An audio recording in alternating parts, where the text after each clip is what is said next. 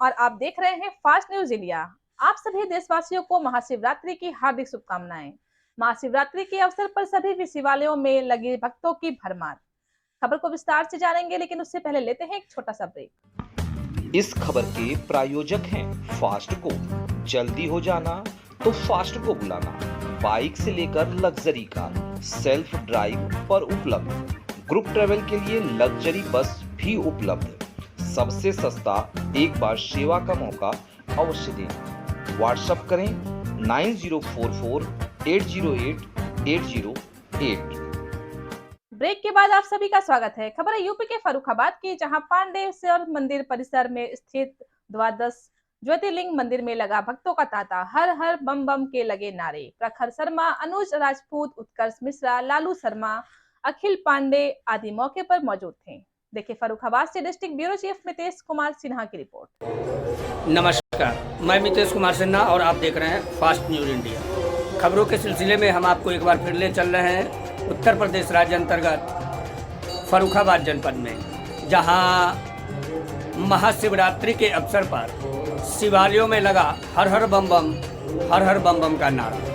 वहीं हम फर्रुखाबाद जनपद में द्वादश ज्योतिर्लिंग मंदिर परिसर में हम उपस्थित हैं और मंदिर के पुजारी जो उमेश शर्मा हैं, उनसे हम सीधी बात में हम आपको बताएंगे कि आखिर महाशिवरात्रि क्यों बनाई जाती है और महाशिवरात्रि से क्या क्या फल की प्राप्ति होती है और किन किन प्रकार के व्यंजनों को चढ़ाना उचित है और किन फलों के माध्यम से शिव होते हैं प्रसन्न।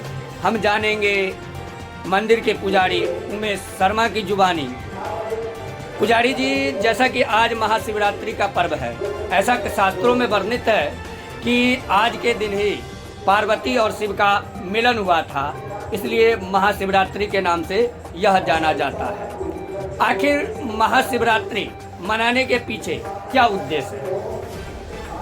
ये महाशिवरात्रि भगवान शिव और भगवान माता पार्वती के विवाह का उत्सव है और इसी रात्रि में भगवान शिव और माता पार्वती का मिलन हुआ था। महाशिवरात्रि देवताओं के द्वारा जब तारकासुर का वध करने की बात आई तो ब्रह्मा जी ने देवताओं से कहा, यदि भगवान शिव का विवाह हो जाए तो उनके पुत्र से ही तारकासुर का वध किया जा सकता है। भगवान शिव समाधि में थे और उनकी समाधि को तोड़वाना बड़ा मुश्किल था।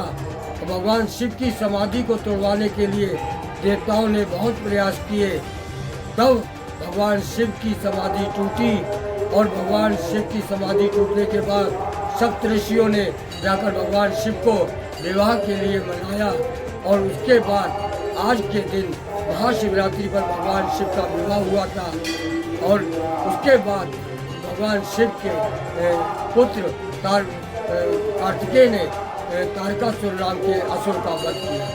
इसलिए महाशिवरात्रि पर भगवान शिव और माता पार्वती के मिलन के कारण ये दोनों अर्धनारीश्वर देवता भगवान शिव के भक्तों को अपनी मनोकामनाएं पूरी करते हैं।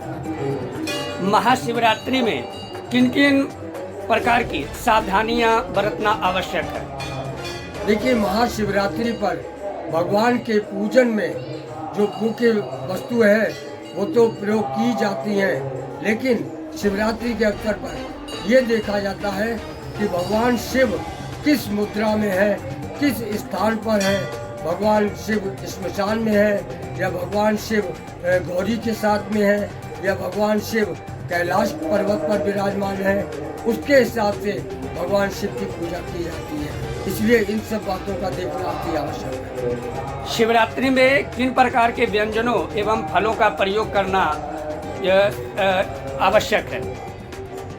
भगवान शिव जिन्होंने की विष का पान किया था, तो भगवान शिव के विष के पान के कारण उनके कंठ में नीलकंठ नाम से मशहूर हुए थे।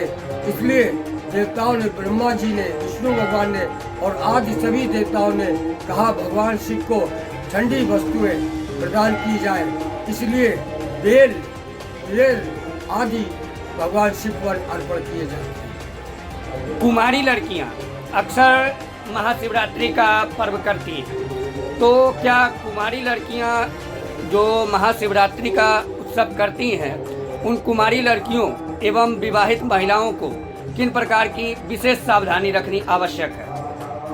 देखिए, माता पार्वती ने भगवान शिव से विवाह करने के लिए बहुत तपस्या की और करोड़ों वर्ष तपस्या करने के पश्चात भगवान शिव से उनका मिलन हुआ।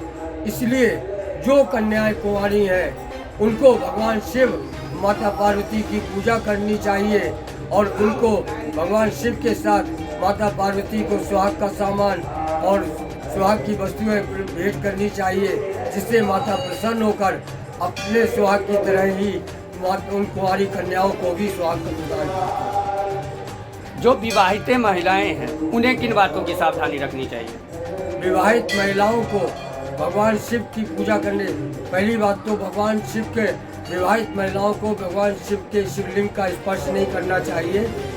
ये केवल नीचे अर्घ्य में जो माता विराजमान है उनकी पूजा करनी चाहिए और माता पार्वती की पूजा करने से ही उनका सौभाग्य सदैव अमर रहता है। आप यह सीधा प्रसारण देख रहे थे द्वादश ज्योतिर्लिंग फर्रुखाबाद जनपद से, जो कि काफ़ी पंडित जी ने जो विस्तृत जानकारी दी। इन बातों का पूजन में ध्यान देना अति आवश्यक है, चाहे वह शिवालय में जाकर महिलाएं पूजन करने के दौरान जो सावधानियां बताई गई पुजारी जी के द्वारा, यह मुख्य रूप से ध्यान देने योग्य है। हम ऐसी ही रोचक खबर आपको दिखाते रहेंगे। तब तक के लिए देश और दुनिया की खबर के लिए देखते रहे फास्ट।